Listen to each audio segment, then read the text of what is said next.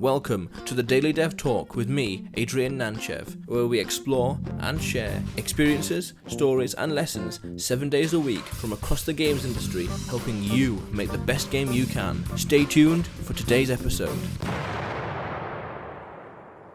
Good morning, Overload Nation. Adrian here, and welcome to another episode of the Daily Dev Talk.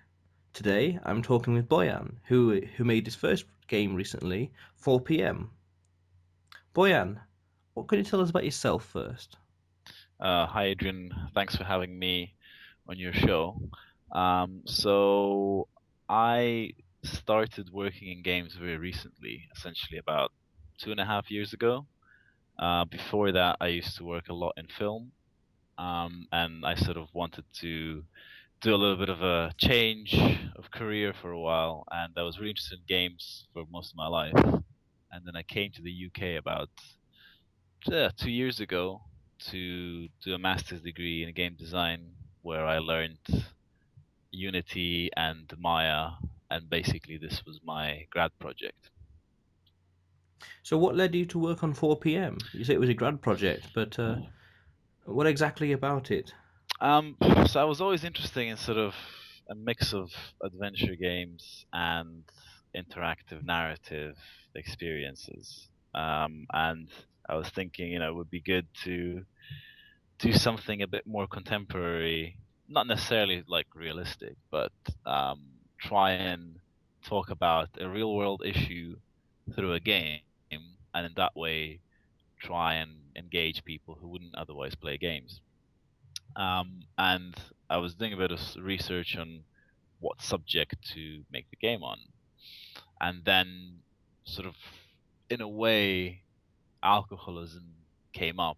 Uh, it's a big sort of problem, especially in the UK and around, and even more so, there's this issue of female alcoholism, which is quite a taboo subject, and it's quite difficult to talk about in general. But I thought, it's quite an important issue, and I thought, how would you do it with, a certain amount of respect, but also without making a documentary or a serious, sort of magazine type cover or like a news article and things like that. How would you engage people with the issue and show them, how it is and why it happens and make them understand uh, through a game? And so it was a sort of a challenge that I set myself to make this unique, I guess, story into a game and try and deliver the experience of being that person for a day. I can't imagine the problems of alcoholism, and I didn't know that female alcoholism was such a taboo. Is that just in England, in the UK, or is that just worldwide, or Well, how have you pictured it? I think there is a generally I think it's sort of a well, it's not no, it's not like a complete taboo, but it's just that it's not really talked about too much. It's always when you think of like alcoholism, alcoholics, you always think of like a man who is sort of in his 40s or 50s and just drinking too much and ruining his life and people around him. But there's this other side where lately, I mean, the stats here, at least in the UK, are that there is sort of 40% alcoholics are women, which Hmm. has increased dramatically over the last few years. And a lot of them are not, sort of, a lot of them are quite, unusual people. You'd think, when you look at them first, you'd be like, okay, there's no way. A lot of them are sort of successful people in sort of corporate jobs, but just because of the high stresses of their lives, they sort of start out as casual drinkers. So let's go for a drink after work and all this, but then it just spirals out of control, and people start drinking a lot after, every day after work, and for a while they can sort of control it, and it's like sort of just a casual social thing, but then it turns into something much more a bit bigger, more serious problem. So, what did you want the player to experience in the game? So I wanted the player to be in a position of, because in the game, sort of without spoiling too much, the person that they play has gone through a very traumatic event about a year before the game's event starts. And the way that they have dealt with it is through drinking. And so you're put in the shoes of this person, and you want to experience, in a way, the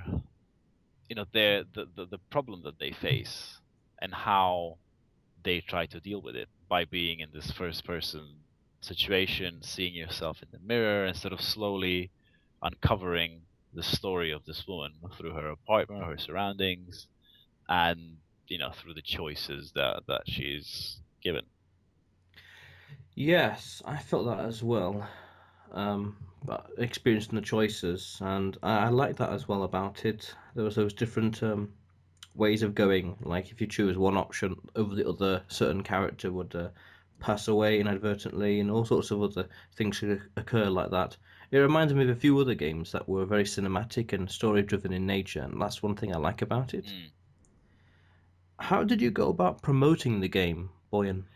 So it's with this game actually was quite difficult because uh, not a lot of people in games like to touch the sort of more, I'd say, sort of it's not dangerous, it's more like risky, because the problem is, when you're doing something like this, there are a lot of people who, their relatives have gone through something similar, or their friends, their loved ones, and then there's a high chance that a lot of people get upset and angry because it's a real issue, and they might feel that it's true without respect, and you might get a huge backlash, which did happen to a certain extent.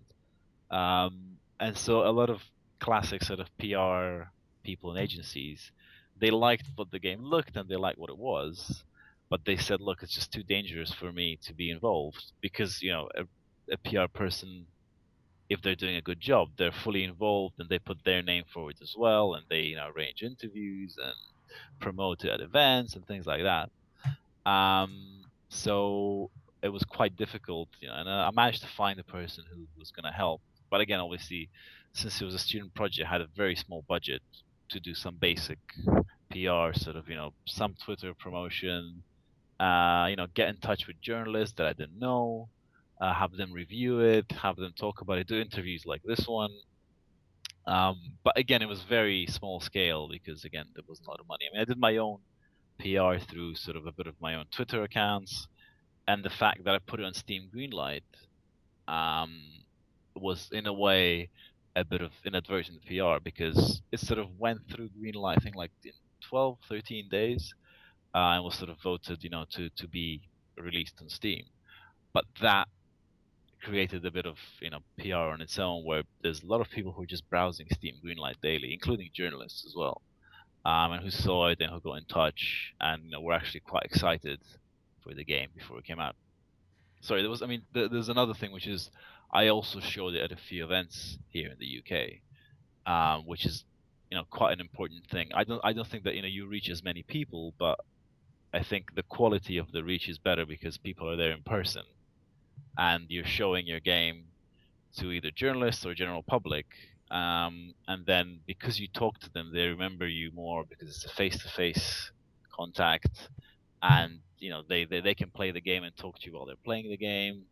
So I think the events are quite important ways of also doing PR. I think probably one of the most important, at least with the games press and the games community. Although it doesn't mean that you will reach a huge worldwide audience with that. Yeah, I understand. You're approaching people one on one and getting their you're persuading them because it's personal rather than through text and through email, and then you're getting the idea and the emotion across through the game a lot easier and a lot quicker. So conferences, you leverage conferences a lot then. Yeah, I think conferences. I mean, conferences are important all through the game development lifecycle because you show the game and you get feedback from real people, and you see how long they play, when they get bored, where they get stuck. So I think it's all around. It's not just for PR purposes. It's also for just testing and talking to people. The problem is, people are never going to tell you directly if something is bad. Everyone's quite nice. They don't want to insult you or anything, and they realize, especially like in my case and a few other people's, you've worked on it alone. It's your thing, so they're very careful on what feedback they give you. But for me the most sort of insightful thing is just letting someone play and just being on the side watching when they get bored, when they get frustrated, watching their body language, seeing what works, what doesn't. So it's not really about what they say; it's more about how they play and their body language, which for me was hugely helpful. I saw where they got stuck the most. I saw what most frustrating, things like that. I mean, things which you can fix within a reasonable amount of time, and obviously, well, money as well. Speaking of stuck and frustrating, what was cut from the game and why? Um, so basically, the game initially, when I planned it, the game was supposed to sort of massive journey of this person. It was going to take place over a day, but that day was going to be filled with many more activities. Many more situations. There was much more choice, and the story would develop sort of more gradually, more naturally, things like that. And so this was before I started making the game and realizing how much time everything takes. So basically, I think there was the game was supposed to be about maybe even like 50% larger initially in the planning and the concept phase. But when you start making stuff and you have a certain amount of time to make it and money, you quickly hit these like sort of roadblocks, and you have to sort of try and solve these problems either creatively or take stuff out which is sort of less important or which you think will not add so much. But then game development is always essentially a compromise. It's very expensive, it's very complicated, it's very technical, and you're always hitting problems every day, and it's all about just like problem solving. But for me, it was my sort of first game, and I didn't really, I didn't have much experience in making and finishing a game. So I miscalculated quite a lot of things along the way. How long it would take to do character animation, or how long it would take to program this set of interactions. Do the controls, do the lighting, the modeling. So I think like my estimates were sort of off by at least like 50%. So if I thought something would take 3 days, it would take like 6, 7, 8 days. And unfortunately, I was sort of having like doing a part-time job on the side, and just having the realities of life on just pushing putting pressure on you. So certain things had to be cut out just to basically manage to finish the game, and to also sort of learn and move on, and build up to the next thing. Otherwise, the game would have been too big, or it would have detracted from the message or story, or simply wouldn't have been too fun. Well, I mean, the game might not have been finished, to be honest. That's also the Yes. thing, because there is a sort of I think every project has its the amount of time that you can spend on it, that you get the maximum out of it, and then after that amount of time is spent, you're not really getting anything, or the player really isn't getting anything, and that all comes down to sort of the concept, the idea, the story, and the general sort of planning of the project. So I think in my case, there's a lot of factors, that affect the story and stuff. But I think that if I would have spent another year on it, or 2 years, whatever, it might have been a more fleshed out, game. But essentially, the core would have been the same. And I was quite keen to sort of learn the lessons on this one, and then start another project and do it better. And just in the concept and planning phase, you there's a lot of stuff which you do, and decisions that you make that affect the rest of the development. And I think because it was an experience and it was like my first thing, I made a lot of these decisions which I thought were good at the time, but then later on I think I realized, oh, I should have done this differently. And then you can't really fix them halfway through, because you can't just change the whole game and start from the beginning and stuff like that. So in a way, it was sort of like a learning experience, which was building up to the next project. So, speaking of next project, what was the biggest thing you learned on this project? Uh, I think the biggest thing that I learned on this project was that you have to really scale your game properly. So you have to be really, sort of serious about how much time you have and money, and what you want to achieve with this game, with any game. And then you have to really be careful about your planning and plan it properly and concept the game based around your resources. So you still have this amount of money, or I have this amount of time, and I want to make a game, and you make a game based on those resources, not come up with a game idea and then try and get the resources, because that's like a much more difficult way, and it also causes you to sort of fall back, or not stay on schedule and lose features and things like that. So I think it's just the planning and concept phase are really important, and that's my main takeaway. So spend more time planning and concepting, and just getting the resources together, uh, because that really sets you up for what the rest of the project will be like. Oh yeah, you gotta plan ahead. Otherwise, generally it might fall apart, or it might be complications further along down the road. Yeah, I think that you know it's it's a time consuming task in development, and you really you potentially you're spending 6 months to a couple of years on a project, and you really want to make sure that what you're doing is something you really believe in, and that's going to be really worth your time and worth other people's time mainly as well. um, and I think a lot of game developers, they jump in to say, I just want to make like a cool game, which is nice, but if you don't really think it through, if you know in your design process, which I think is still important, even nowadays where it's quite easy to prototype stuff and just like put something together quickly, you have to really think about what your game is, what it's about, what you're trying to say, if you're trying to say anything, and how do the mechanics work. You can do like a paper-based version, like a board game type of prototype, or just you can white box your game in a game engine, just like with cubes and stuff, and just say, okay, this cube is a person. They're gonna talk for this long. How long does that take? Okay, that person. There's a lot of ways that you can actually like really go through all the issues and problems before you start making the game. Because once you invest a lot of time and money into making your game, and then you hit a problem, it's just like it takes so much longer, and you might have to like throw away all the work that you've done simply because you haven't really thought it through in the beginning. Yeah, I totally understand what you mean. What was the worst thing that happened, and how did you overcome it?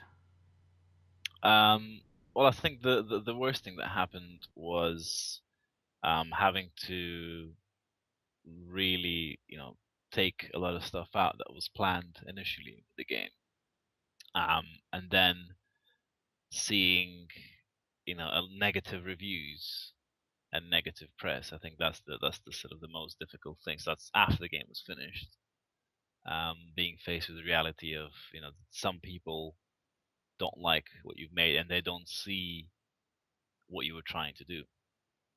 And the way that you overcome it is, well, you learn from it. You see what people pick up on and what they don't pick up on, and you make sure that the next game you're working on, you you try and address those issues. It's just like with anything, it's like a learning experience, and every project you learn and you grow.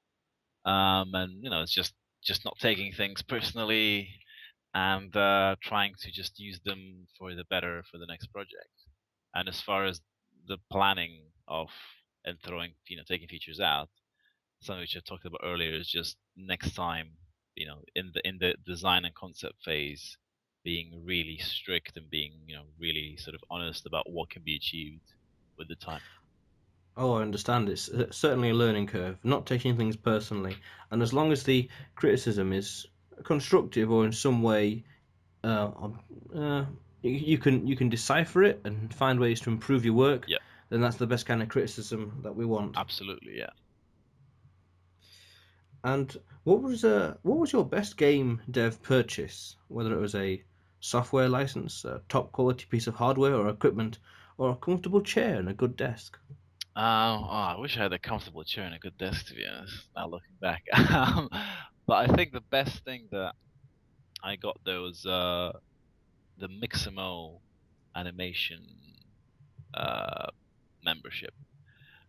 So for those that don't know, it's Mixamo is like a big company. I think they've been bought out now by someone, but basically they have a lot of motion captured animations, and they have an auto rigging system. so that you can just model a character and not even have to rig it, and you can upload it to their website and auto rigs the character. You have thousands of animations that they have, anything from sort of walking to drinking tea to talking, angry, whatever. And you can just apply those animations to your characters. That sounds very useful. Yeah, That sounds very useful and very efficient. yeah. I mean, it saves a lot of time. I mean, I still had to do a lot of the lip syncing by more or less by hand, but I think the just the general walking, idling, those things at least. I didn't have to do too much, but still you have to go. Sometimes you have to go back in and tweak the animation, or sometimes the feet slip, or they're not really level. So you have to. Sometimes you still have to go back into the mocap data and change things around, move things a bit. But I think it's a huge help. Things like mixing. There's a few other things as well like that, but I think just not having to animate everything by hand, or not having to hire out a motion capture studio, which is really expensive, is a Hmm. big plus. What game developer related book, lecture, or learning resource can you recommend? It's a good question. I think it's just watching tutorials and reading reading articles and videos, watching videos from places like GDC, or maybe E3 and stuff. But maybe the developer talks. And for me, it's more about the more creative side. It's like sort of design and why you do certain things, not how. Because I think it's in a way it's much easier to figure out how, because a lot of people who are quite technical and who know either programming or 3D or whatever else you need.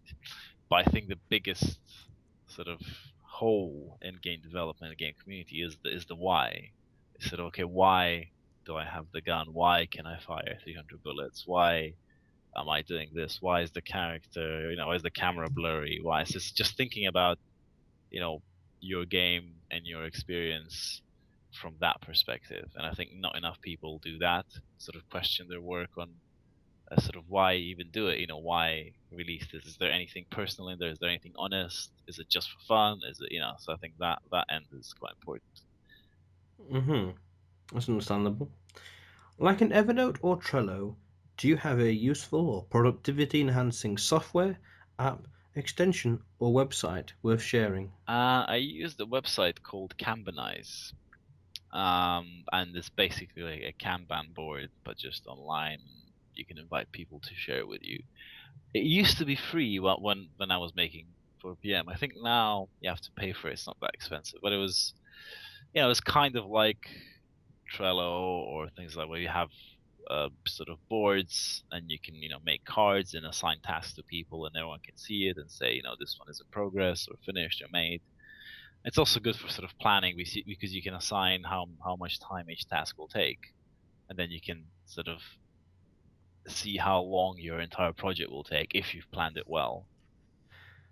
So it's a project managing website, or Yeah, it's like a project management tool.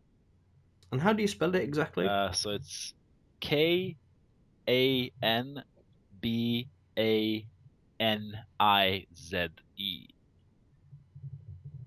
Kanbanize. Yeah, Kanbanize. Kanbanize. Oh, interesting. That's worth checking out. Yeah. And what advice can you give to aspiring game developers, small indie studios, and people trying to get to where you are today? Never give up. The road is very long and difficult, but it's just persistence. Just keep at it. Persistence. I hear that a lot. I hear that a lot. It's yeah, I mean, and don't expect your first or second or even third game to be a massive success.